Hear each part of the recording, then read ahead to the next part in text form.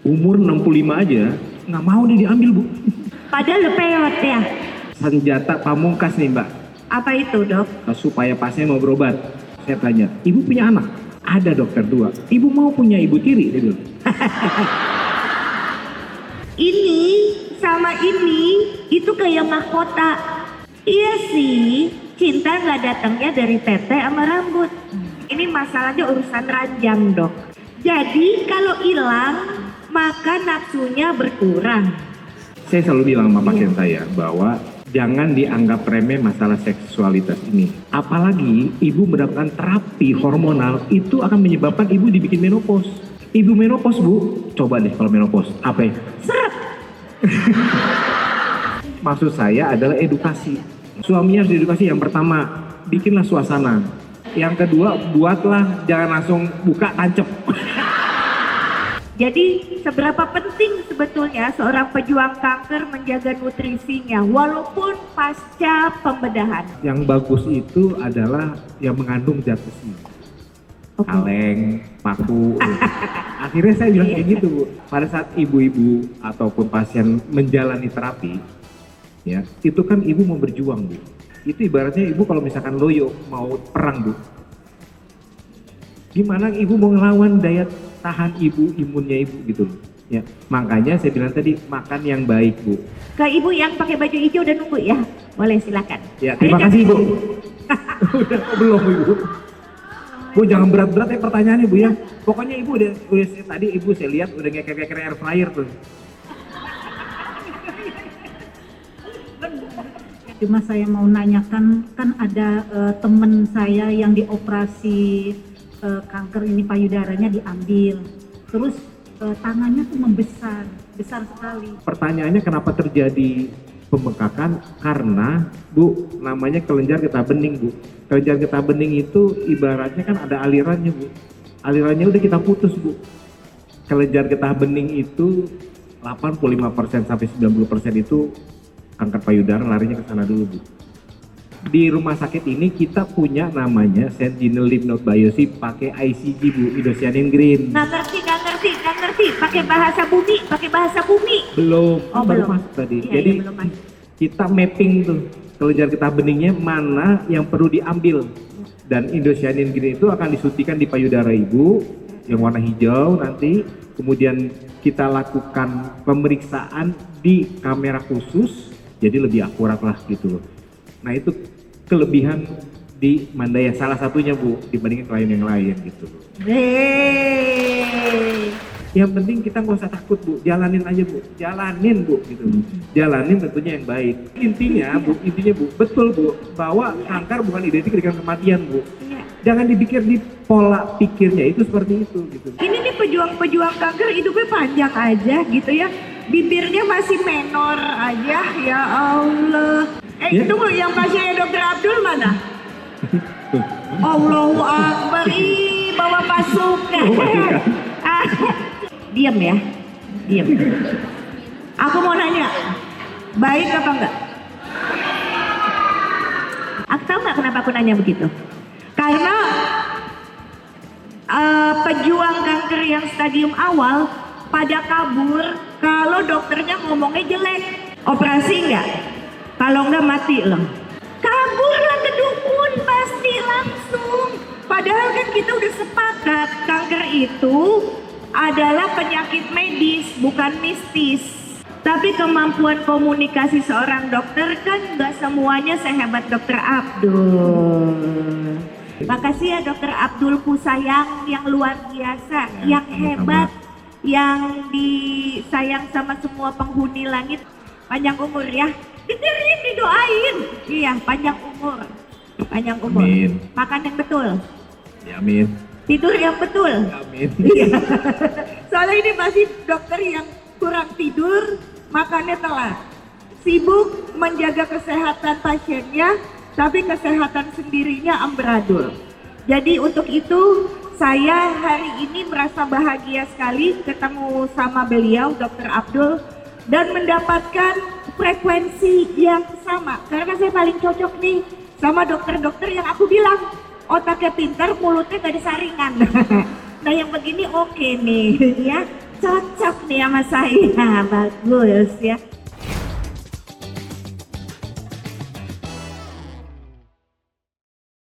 Di Asia Pasifik itu paling banyak memang di bawah 50. Di bawah 50. Kemudian di Middle East juga hampir sama. Ini teorinya nih gitu. Ya, 2/3-nya dari yang di bawah 50 itu hormonalnya positif. Nah, kembali lagi, kira-kira ada nggak yang di bawah 30 tadi kata Mbak Sanas? Memang trennya banyak ya, udah lumayan nih Mbak Nen. Terakhir saya dapat umur 22. Agak sedih saya memang gitu ya. Cuman ya memang itu Dan yang belum dihadapi. nikah? Sayangnya belum. Tuh, kan. Dan alhamdulillah saya udah punya istri harusnya gitu. Udah punya istri maksudnya gitu. Enggak, karena gini Mbak Sanas. Iya. Kalau misalkan ada pasien saya yang udah usia gitu ya, usia 55 atau 60. Baru minggu lalu lah saya operasi. Nangis ya. Bu, tenang aja. Ibu udah 60 tahun. Tuh yang 25 tuh saya bilang tadi Bu. Gitu. Jadi saya berusaha untuk membangkitkan semangat dia gitu. Ya. Ada yang ya dok mau gimana lagi dok, ada yang nangis aja gitu. Nah memang berbeda-beda, tapi kembali lagi umur sekarang memang menjadi apa ya, bukan menjadi patokan yang pasti nih. Di bawah umur 30 tahun sendiri bisa menjadi breast cancer sudah makin tinggi nih, karena teorinya hanya di bawah 5% sih, di bawah 5% dan di bawah 30. Setuju. Saya tuh ini mungkin ada beberapa yang tahu bahwa kakak saya baru meninggal ya kemarin ya. Jadi saya punya pemahaman dok bahwa kanker itu tidak ada hubungannya dengan kematian. Setuju gak sih? Ada ini nih pejuang-pejuang kanker hidupnya panjang aja gitu ya. Bibirnya masih menor aja ya Allah. Nah kakak saya yang sehat-sehat tiba-tiba mendadak diambil. Nah jadi saya pikir gini, oh iya bener. Nanti saya kalau mau ketemu nih sama sahabat-sahabat saya nih pejuang atau caregiver, para pendamping, kita tuh mesti jangan menghitung hari gitu loh. Tapi bikin setiap hari itu berarti. Kalau setiap hari masih dikasih bangun tidur, artinya tugasnya tuh masih. Apakah tugasnya berbuat baik? Apakah tugasnya nyebelin orang? Ya udah, lakuin aja tugasnya masing-masing. Dapatnya yang mana? Dapatnya yang nyebelin orang, katanya begitu. Dijawab lagi. Ayo, dok, lanjut. Data tahun 2022 menunjukkan 68-73% pejuang kanker payudara datang ke pusat kesehatan dengan kanker stadium akhir. Emang kan kalau mandi keraba dong, masa nggak keraba? Limfoma keraba. Kalau ovarium kayak saya iya di dalam nggak ketahuan. Ya, masalahnya yang salah suaminya nih kali Pak.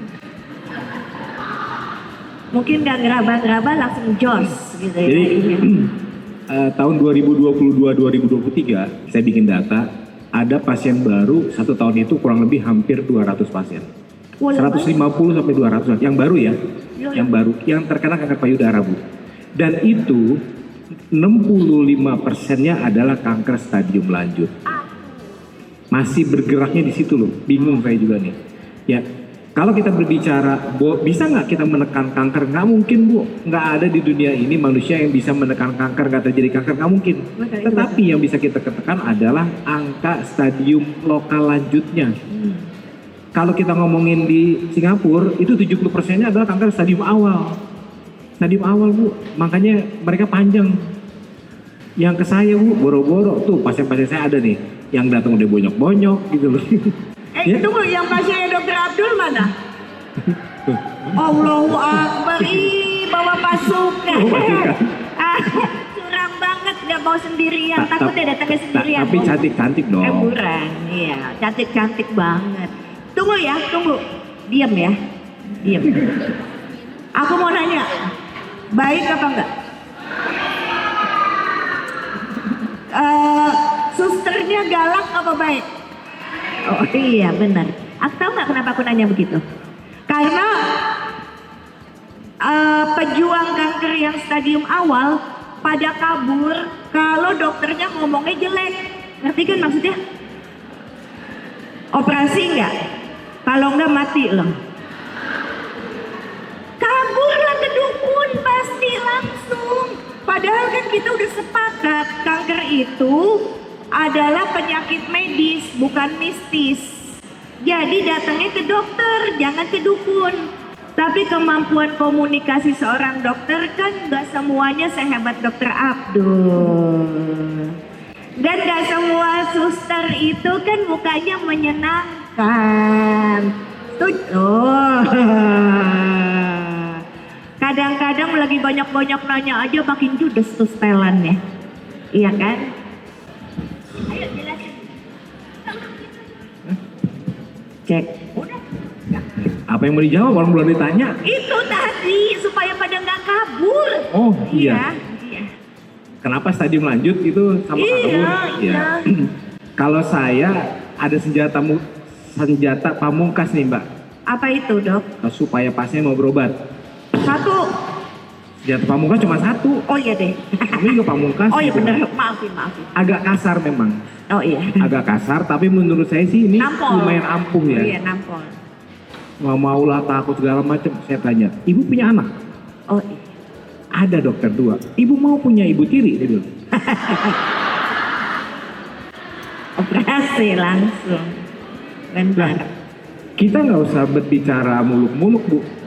Iya, Bicara muluk-muluk Bu. Realita yang ada di Indonesia adalah, mohon maaf Ibu, begitu wanita meninggal, nggak lama Bu. 2 bulan tuh laki pada pindah lagi. Betul. Kalaupun ada kalimat begini nih Dokter Abdul. Kalau mau kawin lagi ya sayang, nanti tunggu tanah kuburanku kering. Dia bawa hair dryer. Gak tahan ya. Ya, maksudnya gini, supaya tidak menakuti, tapi itu senjata pamungkas saya bahwa bilang tadi akhirnya, ya dok, saya mengikuti dokter dibilang tadi. Karena apa Bu? Capek juga negara kalau misalkan, aduh dokter gimana segala macam. Bu, karena apa? Begitu ibu nggak diobati, tumor itu kan terus berjalan lanjut. Berjalan lanjut dia nggak peduli Bu, ibu takut. Atau begini, kalau misalkan ketakutan itu membuat si kankernya akan mengecil, ibu takut terus aja. Takut aja biar ngecil. Tapi kalau enggak, kan terus berjalan gitu loh. Hitungannya kan ada yang namanya fast growing, atau yang slow growing. Ibu masuk yang mana nih? Ini penting loh Bu gitu loh. Karena apa? Kita bagi 2 tuh. Yang fast growing itu di bawah 30 hari aja, dia cepet tuh gitu. Mau diperlakukan biopsi kayak mau enggak kayak cepet gitu. Tapi kalau yang namanya slow growing, ada itu. Tapi berapa persen sih nggak banyak gitu loh. Betul. Yang slow growing itu lama itu. Ya, bisa 60 hari, 90 hari, baru dia mulai membelahnya. Kan tergantung. Karena apa? Sel kanker itu adalah dari sel normal. Bu ya, sel kanker itu awalnya dari sel normal Bu. Sel normal yang termutasi, gitu loh. Ya, mutasi itu apa sih? Mutasi itu adalah kesalahan genetik. Pada saat dia membuat yang baru, dia tuh terjadi namanya kesalahan gen, gitu loh. Nah, kesalahan gen ini kan pemicunya banyak nih. Iya. Kalau kita ngomongin kesalahan gen itu ada yang namanya dibawa, ada yang namanya didapat. Ada yang namanya familial, ada yang namanya herediter. Susah. Susah ya? Mau ngerti ya? Gini deh, Ya deh. maksudnya gini, ini ibu punya kanker, diturunin nggak? Itu namanya familial gitu ya. Oh iya. Itu cuma 10% Bu. Iya. Atau paling baik 15%. Yang herediter ini nih, yang herediter ini yang paling banyak nih. Bisa sampai 80%. Apa tuh herediter tuh? Mulai dari kesalahan gen ibu boleh bangun tidur aja, ibu ya. Kesalahan genetik itu ada Bu pasti Bu pada saat proses pembelahan sel. Tapi itu banyak polisinya. Banyak di membran sel kita itu banyak polisinya. Nah, jangan sampai ada 2 mekanisme di sini. Satu, si sel kankernya sudah mempunyai pertahanan untuk mengelabui si polisi-polisi kita, atau polisi kita yang memang sudah disuap. Jadi diem aja. Mohon maaf, ini maksudnya bukan polisi bener ya gitu ya. Maksudnya supaya dia akhirnya nggak tutup mata gitu loh. Akhirnya dia coba untuk membelah terus seperti itu. Paham. Soalnya kenapa ya aku nanya begitu? Karena kan sekarang nih yang mau diangkat adalah segi fisik, kesehatan, emosional, dan psikis, serta finansial. Supaya orang pada nggak kabur gitu loh. Orang tuh pada datang ke rumah sakit, memang datang ke dokter onkologi, berani bedah.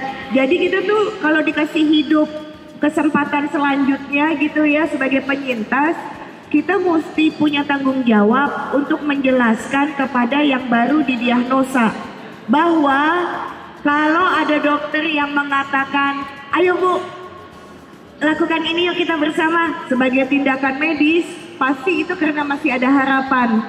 Setuju ya? Karena kalau udah nggak ada harapan pasti dokternya, ayo kita berdoa.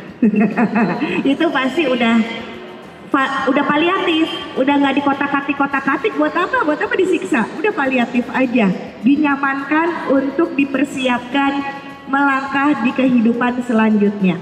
Nah, aku mau nanya dulu di sini, siapa di sini yang WTS, wanita tetek 1? Oke. Pertanyaannya, udah turun, gak usah acung lama-lama. Bangga banget sih, iya. Bangga loh, udah bangga.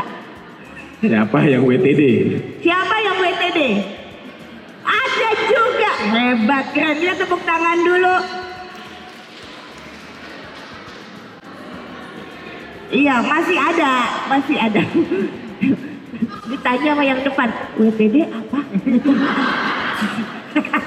Ini lama banget loadingnya. Dok, kenapa aku nanya begini? Ini sama ini itu kayak mahkota. Kemo ini hilang, operasi entah 1 entah 2 hilang. Iya sih, cinta nggak datangnya dari tete sama rambut. Seneng ya aku ngomong gitu kan? Kelihatan kok dari mukanya kayaknya seneng banget aku ngomong begitu. Udah tiap hari ya. Iya benar. Gak usah diomongin, udah lihat tiap hari gitu ya. Allah, ya Allah. Itu yang susah. Kalau buat pengangkatan, ayo ada teknik, nggak usah dipotong-potong, dihilang-hilang nggak? Ngerti kan maksudnya pertanyaannya, silakan Ya. Dok. Tahun 2016 saya ke Taiwan, Bu. Di sana saya 2 minggu. Umur 65 aja nggak mau nih diambil, Bu. Padahal lepeot ya. Aku aja udah merosot nih. Saya sempat bingung gitu kan. Iya. Kita kan di sana di poli dan di klinik gitu ya. Di kamar operasi gitu ya.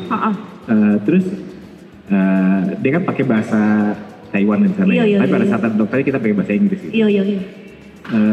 Ini dia masih nggak mau dia ambil payudaranya, nggak mau mereka. Ya itu di sana gitu loh. Iya. Kalau di sini, Iya. Bu mau nggak dipertahankan?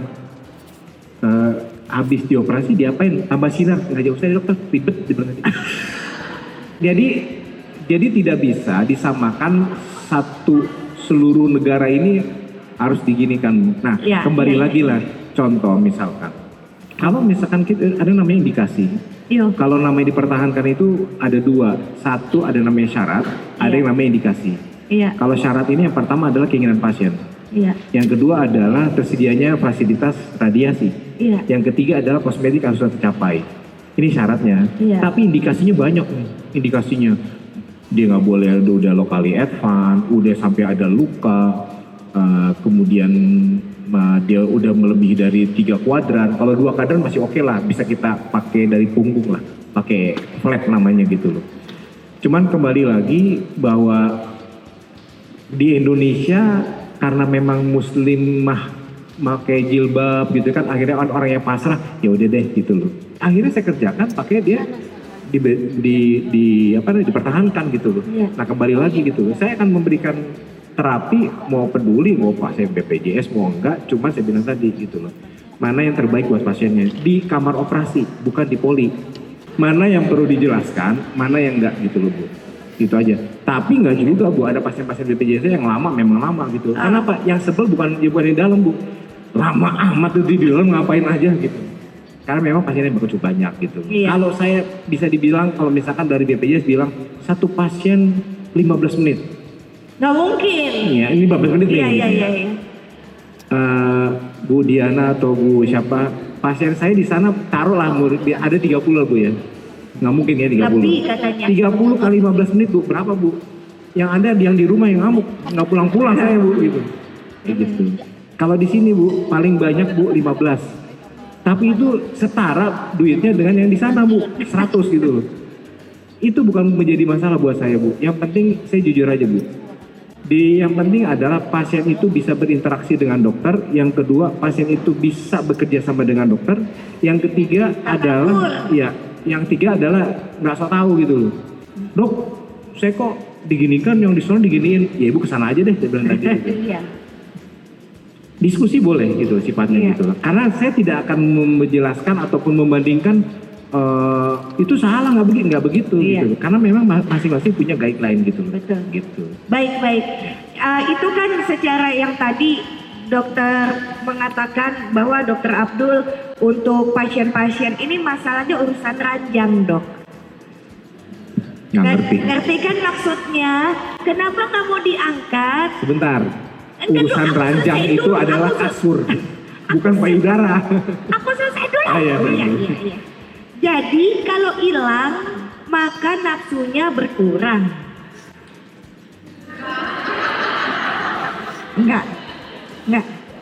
Enggak katanya. Saya jawab dulu ya. Ya, mana yang nafsu? Ini saya selalu bilang sama pasien saya bahwa jangan dianggap remeh masalah seksualitas ini, terutama pada laki-laki, Bu. Ya, karena Kan yang memang punya hormon payudara berapa? Iya, ini karena hubungannya gitu loh. Oh. Karena hormon testosteron laki-laki itu kan tinggi, Bu, gitu loh. Nah, apalagi ibu mendapatkan terapi hormonal itu akan menyebabkan ibu dibikin menopause. Ibu menopause, Bu, coba deh kalau menopause, apa ya? Seret. Bukan Iya seret. kan? Iya. Lubrikannya nggak ada. Bukan seret aja, Mbak. Pedih. Maksud saya, ya bukan itu aja. Yang Sakit. penting hasratnya, Oh, libidonya menurun gitu loh. Nah Betul. bagaimana gitu loh. Nah itu iya betul gitu. Karena contoh misalkan nih jadi obat-obat mesti saya. diapain? Maksud saya adalah edukasi. Nah, Oh. edukasi kepada suaminya gitu loh. Oh. Ada kok yang udah mesem-mesem duduk datang mau nanya, dok saya mau nanya. Boleh, saya bilang langsung. Makasih dokter gitu. Pakai apa? Pakai apa? Apanya? Enggak, suaminya. Akhirnya dia pakai apa? Udah langsung aja, nggak usah kemana-mana. Oh, bukan. Akhirnya Maksud- pakai apa? Lubrikan. Ini nggak nyambung. Aduh. Maksud saya, Iya. bertanyalah gitu loh. Iya. Bertanyalah seorang istri kepada dokternya, Bu. Iya. Ini bukan hal yang tabu menurut saya gitu loh. Karena Iya. ini kehidupan ibu. Sekarang aku harus nanya. menjalani. Sekarang Nah, aku nanya. nah. Dok, Nah. ini udah kering, nafsu saya udah nggak ada, tetenya udah nggak ada, suaminya masih ada. Suaminya harus diedukasi. Udah dok. Suaminya harus diedukasi. Yang pertama, bikinlah suasana. Suasana, Bu. Ya. Suasana, contoh misalkan nih mengenang masa lalu. Nggak perlu ibu harus nyewa hotel, nggak Hah? perlu gitu. Mengenang masa- Yang kedua, buatlah jangan langsung buka tancep. Ya saya bilang itu kan ada prosesnya. Karena memang kita nggak bisa mengatakan bahwa istri nggak nafsu. Memang udah ditekan tuh kalau dikasih obat udah kena Iya, obat hormonal itu Iya, gitu. iya. Nggak bisa dipungkiri lagi. Nah itulah harus dilakukan pengertian juga. Cuman kadang-kadang ibunya juga males. Kadang-kadang nih. Males gitu. bercumbu dulu. Iya, Oh, kayak gitu. iya. Ataupun dia malas Kalau melayani. ngomong tuh yang jelas gitu loh. Iya. Ini pada butuh. Udah tahu mereka udah iya. dikasih tahu. Yang ini deh belum kan belum tahu. Ya pokoknya intinya Iya. ibu ada beberapa pasien yang nanya kok. Gitu. Nanya saya bilang tadi saya udah tahu Bu, boleh Bu silakan aja Bu. Iya, gitu iya. loh. Yang penting kalau misalkan lagi kemo pun, saat kemo pun saya bilang tadi jaga ya Pak ya, jaga jangan sampai habis kemo langsung Tancap. tancep. Heeh. Kasih waktu dulu gitu loh. Kasih kondisi itu kan ada yang namanya mual, Iya, iya. ada yang namanya leukositnya turun. Iya, iya. Kalau misalkan dia terjadi luka, kan leukositnya akan rendah, kasihan dia gitu. Itu kasih waktu lah gitu loh. Kasih Iya. waktu biasanya sih kasih waktu 2 mingguan deh Pak deh. Kasih dua minggu setelah kemo gitu. Iya. Baru deh digas deh gitu loh. Iya. Karena memang jujur aja ada yang namanya pengertian, ada yang namanya nggak pengertian gitu loh. Oh, iya. Karena begini, ada pasien saya pernah ibu-ibu tahu lah mungkin ya, itu sampai dibilang dia kena kanker payudara, dibikin bahwa dia udah meninggal, dilaporkannya. Serius gitu loh, ada yang ditinggalin. Nah itu kan jangan sampai terjadi hal seperti itu gitu. Ya jadi menurut Aku saya, paham. Hah? Aku paham. Maksudnya? Ya itu yang tadi. Oh, iya maksud saya yang penting adalah komunikasi ya. Ada juga kok yang di sini Bu Welfa tuh suaminya sampai hari ini masih Temenin. nyamperin. Oh iya Bu Welfa ya. Tadi ketemu suaminya di bawah tuh. Iya. Dok, jadi itu sih masalah yang bisa diselesaikan ya. Nggak usah takut. Baiklah, kalau begitu kita ngomong soal fakta dan hoax gitu ya. Nah itu sebabnya kali ini aku kasih kesempatan ibu-ibu, bapak-bapak, siapapun yang di ruangan ini mau nanya, silakan bertanya. Cantik, silakan. Mic-nya Dapat boleh. hadiah dari Mbak Ya. Sana. 1, 2, ibu yang pakai baju hijau 3. Silakan Neng. Iya. Ibu, Yang saya mau tanya, mitos apa fakta? Untuk minum obat Tamofen itu akan menyebabkan kanker serviks. oke. Mitos atau fakta? Baik, terima Terima kasih. kasih sayang. Langsung dok, biar gak lupa. Iya. Iya Bu. Tamofen. Tanggung jawab.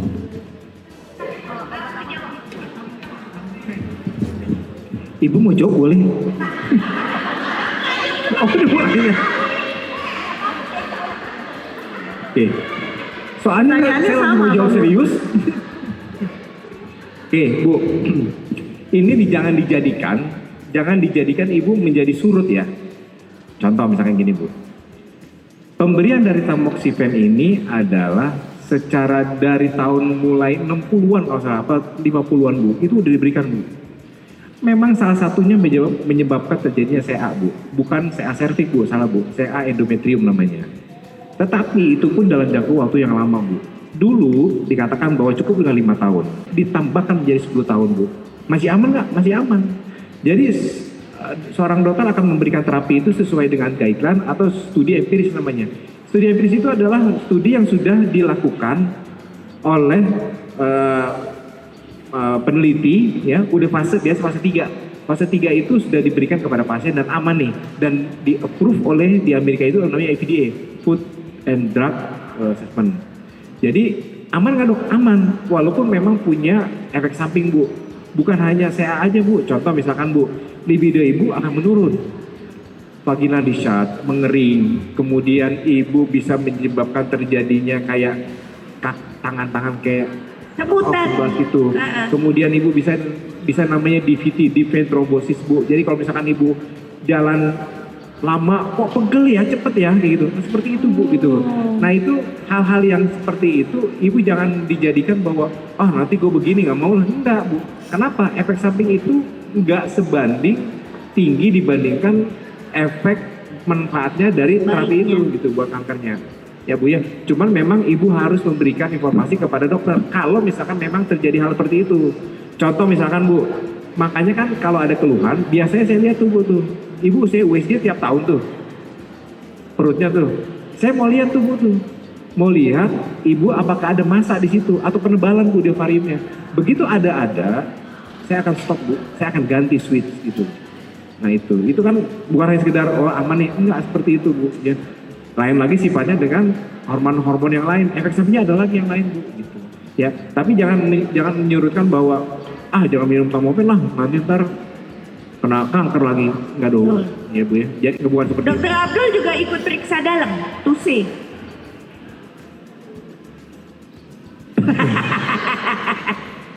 Saya ada joke-nya nih. Aku juga. Dokter dulu deh. Kalau misalkan mencari bedah onkologi Bu, ya jangan yang terlalu tua, yang tua-tua, karena kan gemeter Bu, susah kalau operasi Bu. Tapi kalau periksa dalam cari yang tua Bu, karena dia akan gemeter Bu. Dan itu menikmat ya, pembawa nikmat tersendiri. Iya, carilah yang tua, yang tremor. Itu saya opsi. Supaya enak waktu periksa dalamnya. Dan lama. Udah ya Bu, jangan dong dok gitu ya.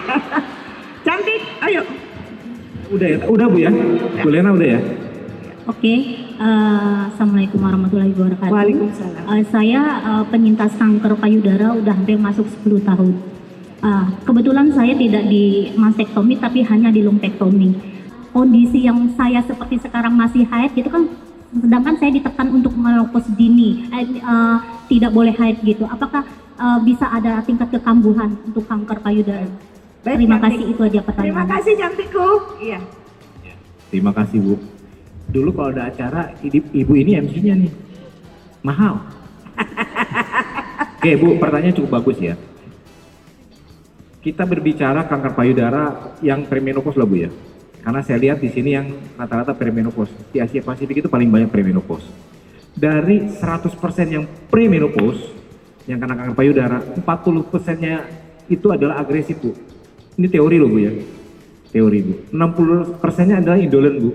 Indolen itu dalam arti kata dia ya jalan pelan Bu. Yang 40% ini agresif Bu. Yang agresif itu berhubungan satu dengan KI yang tinggi. Ya, kemudian dengan grade yang tinggi. Ya, kemudian dia stadium cukup tinggi nih.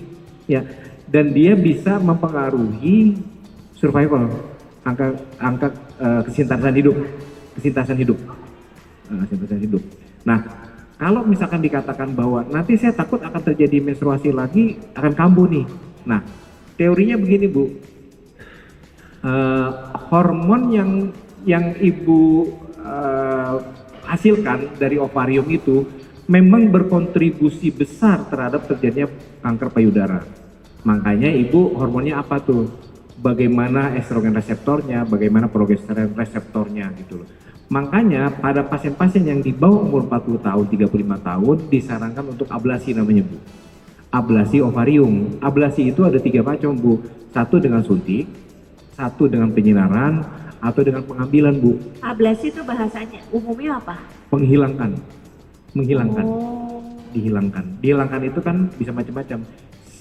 Dihilangkan itu dalam arti kata bisa menekan produksi hormonnya atau dihilangkan pabriknya. Dicabut.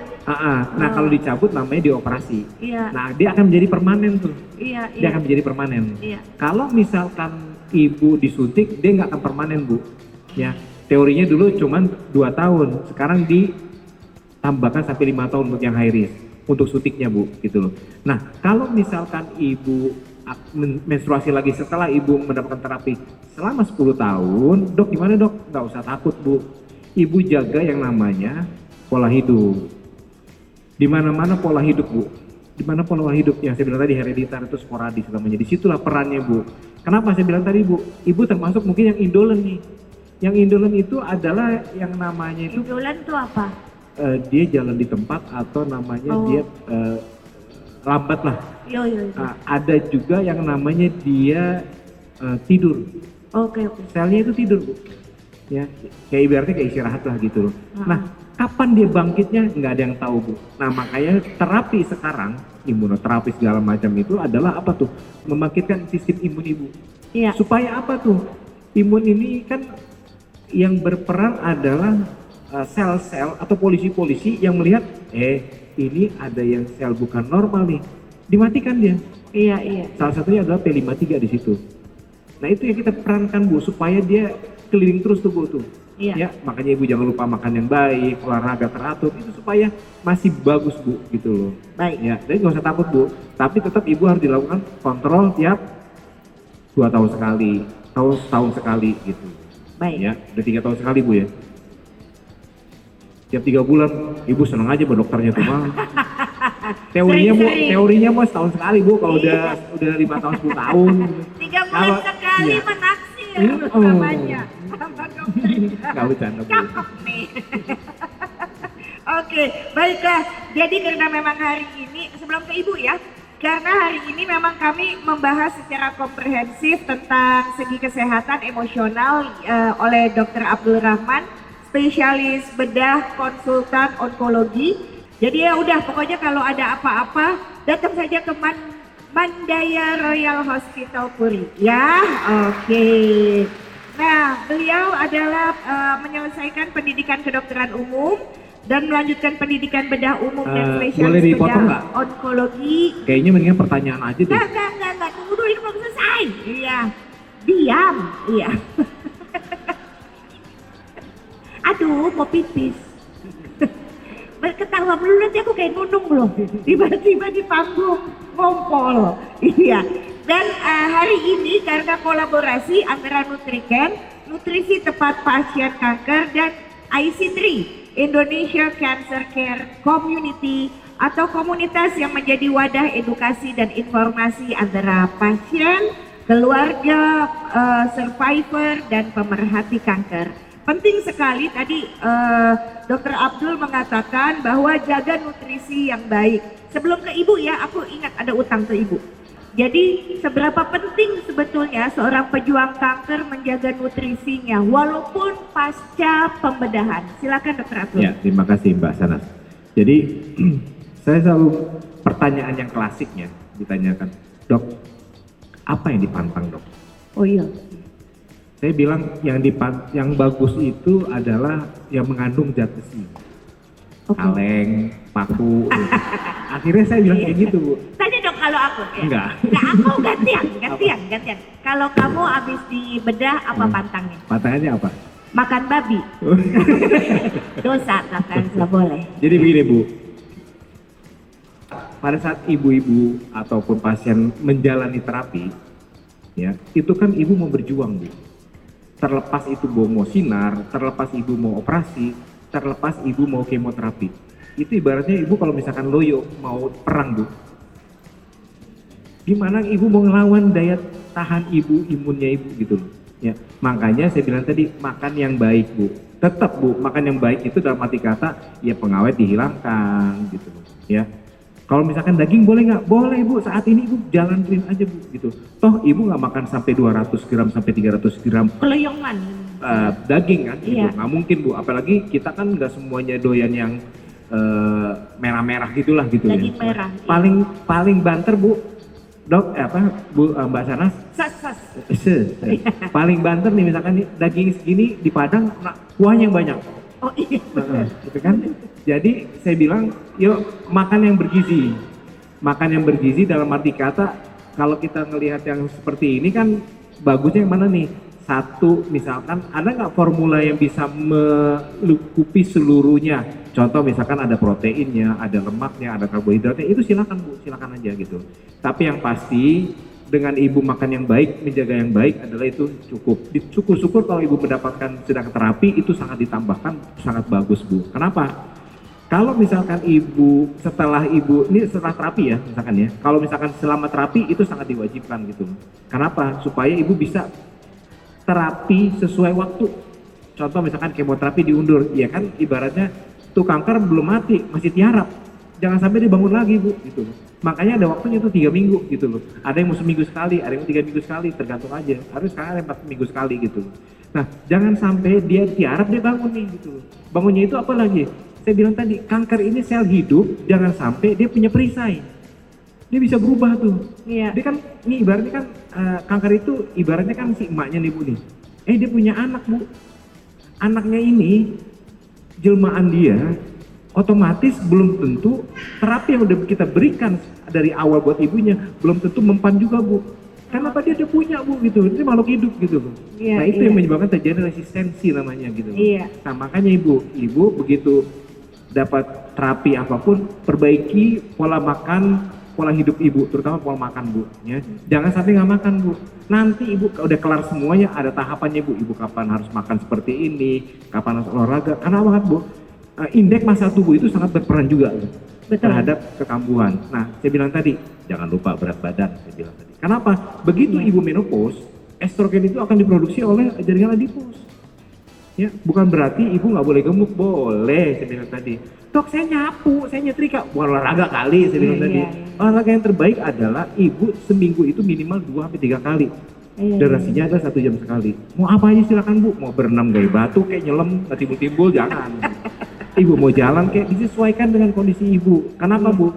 Begitu ibu dapat terapi hormonal, otomatis kadang-kadang dok pegel nih kaki, dengkul, disesuaikan Bu, disesuaikan dengan olahraga ibu, apakah dengan sepeda, statis atau apa silakan aja. Yang pasti ibu harus berolahraga, jangan di rumah nonton drakor, salah itu. Ke ibu yang pakai baju hijau udah nunggu ya, boleh silakan. Ya terima kasih Bu. Udah belum Ibu? Bu jangan berat-berat ya pertanyaannya Bu ya. Pokoknya ibu udah tadi ibu saya lihat udah ngeker-ngeker air fryer tuh. Assalamualaikum. Ya silakan Bu. Salam. Assalamualaikum warahmatullahi wabarakatuh. Salam. Selamat sore Dr. Abdul, selamat sore Pak Nas. Saya tidak banyak pertanyaannya, cuma saya mau nanyakan, kan ada teman saya yang dioperasi kanker ini payudaranya diambil, terus tangannya tuh besar sekali. Nah, gimana dok mengatasi atau dengan cara apa atau obat atau apa supaya tangannya itu tidak membesar terus gitu? Bengkak ya? Iya, jadi Cairan? cairan. Iya. Baik, siap. Mungkin itu aja ya. Iya. Terima kasih banyak. Assalamualaikum warahmatullahi wabarakatuh. Waalaikumsalam. Cuman memang khasnya orang Indonesia Bu, ya Mbak ya. Dok, payudaranya ini saya kan fokusnya ke payudara jadi ngeliatnya Bu. Emang nakal, emang nakal. Saya selalu bercandain pasien-pasien saya kayak begitu. Bu udah tahu Bu payudaranya di sini nggak di sini. Oke, Bu Payudara pertanyaan. saya dok, iya ya kenapa begitu ya? Kenapa kita kalau ngomong megang ya? Udah tahu kan di situ Kan kan? udah tahu di sini ya di sini. Iya benar. Ya, Bu, terima kasih pertanyaannya Bu ya. Jadi kelenjar getah bening itu 85% sampai 90% itu kanker payudara larinya ke sana dulu Bu. Ya, memang agak serem ya. Agak serem sih Bu. Kalau dia udah stadium lokal lanjut Bu. Kalau stadium awal masih bisa kita cegah Bu. Nah, di rumah sakit ini kita punya namanya sentinel lymph node biopsy pakai ICG Bu, indocyanine green. Nggak ngerti. Pakai bahasa bumi. Belum, Oh, baru belum. masuk tadi. Iya, Jadi iya, belum masuk. kalau pasien-pasien stadium awal, Ah, ah. ya kita mapping tuh kelenjar getah beningnya mana yang perlu diambil. Yang nanya yang situ. Oh iya, perlu diambil Bu. Ya. Nah, saat ini di sini ini punya namanya ICG Bu, indocyanine green namanya Bu. Gitu loh. Dan indocyanine green itu akan disuntikan di payudara ibu yang warna hijau nanti, kemudian kita lakukan pemeriksaan di kamera khusus akan terlihat Bu warna hijau di layarnya Bu. Tapi kalau misalkan kita lihat di pakai mata telanjang itu nggak akan terlihat Bu. Nah itu kelebihan di Mandaya salah satunya Bu dibandingin klien yang lain gitu Bu. Kalau di sini kan kita punyanya kameranya khusus gitu loh, jadi lebih akurat lah gitu loh. Tapi memang biayanya nggak mahal-mahal banget sih menurut saya mah gitu, masih terjangkau lah gitu. Tapi dikhususkan untuk memang stadium awal nih. Nah pertanyaannya kenapa terjadi pembengkakan? Karena Bu namanya kelenjar getah bening Bu. Kelenjar getah bening itu ibaratnya kan ada alirannya Bu. Alirannya udah kita putus Bu. Karena pembuluh darah, pembuluh limfe itu akan bermuaranya ke vena. Vena itu pembuluh darah kotor Bu yang ibu. Kalau kita di tangan itu warna biru-biru itu loh Bu. Nah itu pembuluh vena, darah kotor. Begitu itu putus Bu. Putus itu karena kita putuskan. Karena ada kelenjar getah bening yang sudah mengandung kanker di situ. Nah otomatis kalau ada sesuatu di sini, jangan sampai dia nggak bisa balik Bu alirannya. Kenapa? Dia akan keluar tuh Bu. Keluar ke pembuluh limfe ke jaringan di bawah di daerah sini Bu, di tangan gitu ya. Dengan apa Dok? Misalkan terjadi infeksi.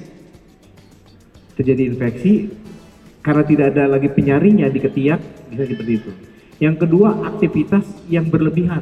Contoh misalkan nih ngangkat berat tiap hari segala macam, nah itu tuh.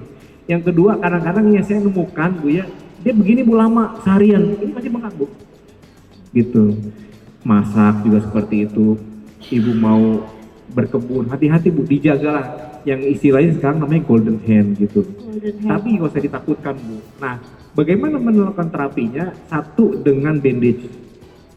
Atau namanya pakai stocking yang memang khusus stockingnya tuh ada ukurannya tuh, vaskular. Atau dilakukan operasi Bu. Nah, operasi ini tergantung dari grade dari pembesaran kelenjar lymphedemanya Bu, lengannya Bu.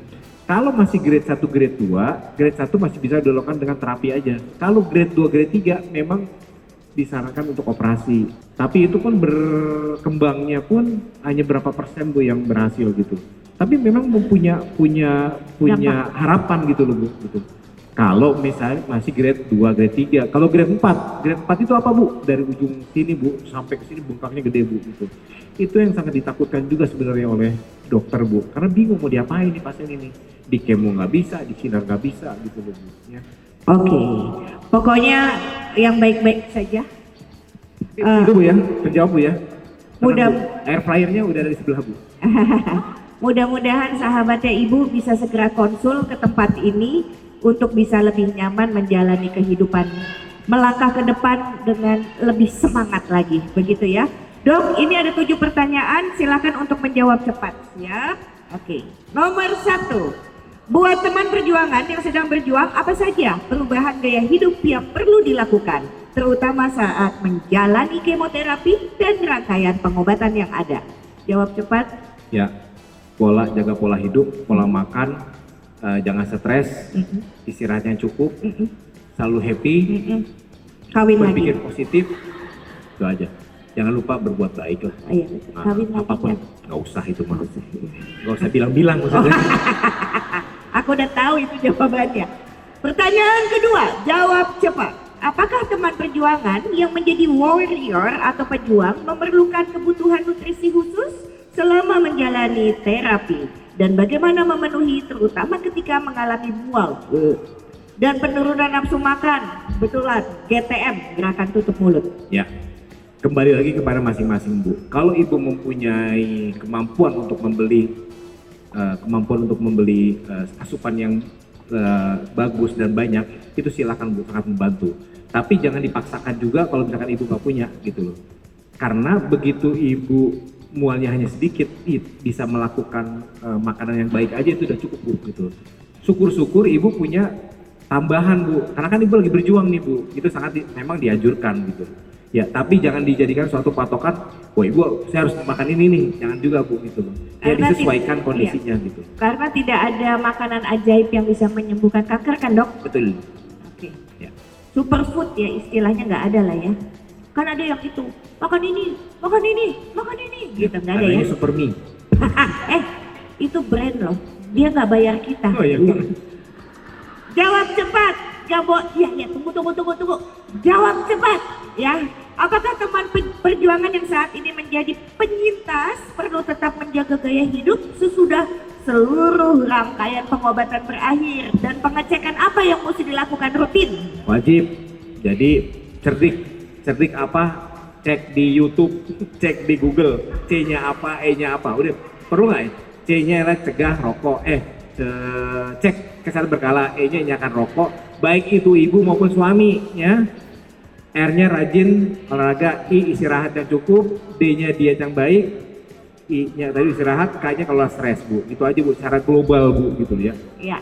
Nomor 4, jawab cepat. Apa saja efek samping jangka panjang yang dapat dialami oleh para pejuang dan bagaimana menangani efek samping tersebut? Apakah terdiagnosis kanker payudara dapat meningkatkan risiko terkena kanker yang lain? Ya. Kalau ibu kena kanker payudara, nggak nakutin ya. Enggak. 18-25% ibu bisa terkena kanker yang lain. Tetapi 2 kali lipatnya dari itu bisa kena kanker payudara sebelahnya. Yang paling berisiko adalah kanker payudara sebelahnya Bu. Ibu kena kanker di kiri, yang paling besar adalah kena di kanannya. Tunggu. Kalau aku kanker ovarium yang dicabut yang di kanan, jadi aku mesti hati-hati sama yang kiri juga. Itu ranahnya bukan saya, Oh baik. ranahnya Objin. Iya. Bisa tanya ke Objin. Tapi Iya. kalau ibu kena kanker payudara, bisa 18. Teori ada studi-studi atau jurnal-jurnal mengatakan 18-25% bisa Sebelahnya. terjadi namanya kanker. Contohnya apa Bu? Bisa kanker ovarium, bisa kanker paru, bisa kanker rahim, bisa kanker usus Bu, esofagus, itu seperti itu Bu. Jadi makanya ibu dilakukan pengecekan secara berkala. Gitu. Ya. Paham. Selanjutnya Dok, teman perjuangan yang berusia lebih muda sudah menjadi survivor kanker payudara. Biasanya memiliki ketakutan yang lebih terutama terkait kesuburan sama seksualitas. Tadi udah dibahas sedikit ya. Bagaimana menghadapi isu tersebut? Bolehkah dia memiliki anak? Ya, jadi sebelum di kemo memang bisa disuntikan obat gen ARH. Oke. Hormon disuntikan yang ibu dapat Zoladex itu loh Bu, merek dagang deh saat itu. Itu kalau saat ibu sebelum di kemo, sebulan itu disuntikan dulu Bu. Itu bisa melindungi supaya ibu bisa hamil lagi. Seperti itu. Jadi nanti pada saat berapa bulan pun disuntik lagi supaya ibu mau bisa punya anak. Nah sekarang kan trennya ada juga nih, ibu diambil aja sel telurnya ditaruh di bank, itu kan masih bisa seperti itu. Jadi banyak jalan menuju Roma. Baik. Dua lagi Dok. Bagi para pejuang dan juga penyintas tentunya mengalami tekanan yang berat menjalani pengobatan. Bagaimana pesan dari Dr. Abdul untuk mengelola stres dan ketakutan yang ada? Ya. Apalagi kalau mertuanya masih ada. Ya. Makin takut. Negara kita kan negara yang percaya dengan Tuhan ya. Kembali lagi bahwa jangan lupakan Sang Pencipta lah. Terserah ibu agamanya apa, jangan lupakan itu. Kenapa? Begitu kita udah dekat sama Pencipta kita, yang tadinya susah jadi mudah. Ya. Yang tadinya gelap jadi terang Bu, gitu. Apapun usaha ibu, ya jangan lupakan itu Bu. Kalau saya rasa sih jangan takut atau apa segala macam, ibu udah tahu lah, udah jago semuanya. Ya, pokoknya tetap semangat, jangan lupa sedikit apapun berbuat ibu yang baik itu sangat bermanfaat buat orang. Ya. Ini terakhir, tapi mesti pakai hati jawabnya. Iya. Pernah nggak lihat perbedaan pejuang kanker payudara yang selalu senyum bahagia dibanding dengan pejuang yang bawaannya ketakutan, mengeluh, dan sedih? Kan secara emosional beda banget penanganannya. Silakan Dok. Ini disuruh ngapain? Karena memang ada seperti itu. Jelasin. Oh iya, Bu. Saya akan mencubit Mbak Sanas. Saya akan mencubit ibu ini. Pasti akan berbeda Bu rasanya. Begitu juga dengan rasa Bu. Begitu juga dengan emosional Bu. Begitu juga dengan lingkungan yang ada di rumah ibu. Begitu juga dengan anak. Begitu juga dengan suami ibu. Nah, bagaimana itu? Gimana cara kita untuk teman-teman ataupun pejuang kanker ini yang maksudnya itu yang agak lebay lah ya. Di situ ada Bu komunitas, makanya ibu bikin komunitas di situ. Jangan dilihat jeleknya Bu, memang jeleknya ada Bu, ada yang jualan, dikit-dikit ada yang innalillahi, nggak usah Bu gitu loh. Cari yang mana yang baiknya aja gitu loh Bu. Ya. Kalau misalkan ibu bisa berbuat yang udah misalkan gua nggak perlu yang lain kok, dia sendiri silakan Bu. Tapi kalau misalkan ibu nggak kuat, ya karena begitu ibu berkumpul dengan orang yang sehat, ibu akan berbeda jalannya Bu. Ibu akan berbeda pola pikirnya Bu, gitu. Tapi begitu ibu berjalan dengan orang yang sakit, berkumpul pasti akan berbeda Bu, gitu loh, pola pikirnya. Ya, misalkan kita ngapain sih? Mendingan nongkrong di sini. Ini kita minum-minum gini, kan kita ngaco gitu loh. Kalau misalkan ibu lagi sakit gitu loh, ya silakanlah dengan ibu-ibu yang lainnya gitu. Di komunitas ini ada yang namanya Ibu Leli. Mana tunjuk tangan Bu, Bu? ibu bisa berdiri Bu. Ibu berdiri nggak mau? Ibu berdiri Bu. Ini Iya, Bu salah- berdiri Bu di atas bangku. Ibu ini salah satu ya, salah satu contoh pasien saya, dia mau memberikan edukasi gratis loh. Mau bikin makanan otak-otak dikasih ke saya enak, mau bikin ongol-ongol enak, mau Dan dibikin gratis. apa enak dan gratis. Maksud saya itulah berbuat ibu gitu kan. Ibu bisa jualan atau apa tanpa mengandalkan ya suami. Kalau misalkan suaminya ada nggak apa-apa, tapi kalau misalkan suami ditinggal sama suami, ya kan masih harus berjuang untuk dia dan anaknya gitu. Ya, jadi kembali lagi, memang nggak bisa kita menyamaratakan pasien itu harus begini-begini, nggak bisa. Tergantung dilihat situasi dan kondisi dan lingkungan yang ada di pasien tersebut. Dokter Abdul sedih nggak kalau pasiennya meninggal? Ya kalau kadang-kadang saya suka tanya sama susternya, Dek, yang ini kemana ya? Udah meninggal Dok, gitu. Sakit Kalau di nggak? grup Di saya sini- tahu, di oh yang sini- ini Di gitu. sini, Ya saya bilang tadi, karena makanya kan dokter udah jadi teman perjuangan mereka juga sebetulnya. iya, saya bilang tadi bahwa siapa yang meninggal duluan nggak ada yang tahu gitu loh. Yang penting kita nggak usah takut Bu, jalanin aja Bu, jalanin Bu gitu. Jalanin tentunya yang baik. Kadang-kadang saya bilang begini Mbak Sanas, ibu itu bersyukur, enak aja nih ngomongnya dokter udah bersyukur. Karena begini Bu, ibu dikasih namanya rapot udah warna kuning kartunya. Itu betul, ini betul, Warna ini kuning. betul, ini betul. Kalau ibu warna kuning, apa yang gue belum berbuat ya? Ini benar banget. Buat saya Iya. sendiri, buat orang lain, buat anak, buat suami, apa yang gue belum Ini berbuat benar gitu loh. banget, iya. Jangan sampai tiba-tiba ibu lagi di acara di Anyer, kena bang, mati Bu. Mau ngapain Itu Bu? betul. Kan nggak ada yang tahu. Kemarin ada pasien saya itu sebulan lalu, dokter suami saya udah meninggal. Loh, yang meninggal kok bukan ibu duluan? Iya, iya. Nah, iya, yang kena kan istrinya, Nggak yang meninggal gitu, Dok. lakinya gitu. Jawabnya nggak Oh, boleh ya? gitu, nggak boleh gitu. Ya itu sebenarnya kasarnya begitu. Jadi intinya Bu, betul Bu, bahwa kanker bukan identik dengan kematian Bu. Iya. Jangan dipikir di pola pikirnya itu seperti itu gitu. Iya. Bagaimana caranya kita bisa survive Bu? Ngomongnya gampang Bu, gampang saya ngomong kayak gini Bu. Gitu. Ngejalaninnya mah Iya, berdarah-darah saya bilang ya. tadi. Iya, saya bilang tadi, ya saya buka, istri saya juga pejuang kanker gitu loh. Oh ya? Iya, cuma saya bilang tadi, Apa? cuman Bagian ya nggak usah dikasih tahu kali. yang mana? Cuma saya bilang Di tadi, bagian mana? Hah? Mau tahu? Mau. Nanti ya di dalam. Iya, iya. Jadi intinya dia cuma hanya berapa sebulan aja Bu. Dia baca, dia diem aja, nanti udah saya diemin aja Bu, gitu loh. Support suami gitu loh, kayak begitu Bu. Jadi Betul. bukan berarti suaminya bisa seperti itu semua, kan nggak juga nih Mbak Sana. Cuma saya bilang tadi, begitu ibu tidak ada, disitulah ada teman-temannya di situ. Ada yang namanya komunitas, ada yang namanya berbuatlah yang baik gitu. Iya. Ya, Setuju. setuju ya? Makasih ya Dokter Abdul Pusayang yang luar biasa, yang sama-sama. hebat, yang disayang sama semua penghuni langit. Mudah-mudahan panjang umur ya, Amin, amin. supaya bisa nolongin, panjang umur ya.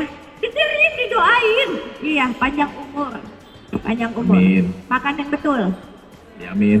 tidur yang betul. Amin. Iya. Soalnya ini masih dokter yang kurang tidur, makannya telat. Sibuk menjaga kesehatan pasiennya, tapi kesehatan sendirinya amburadul.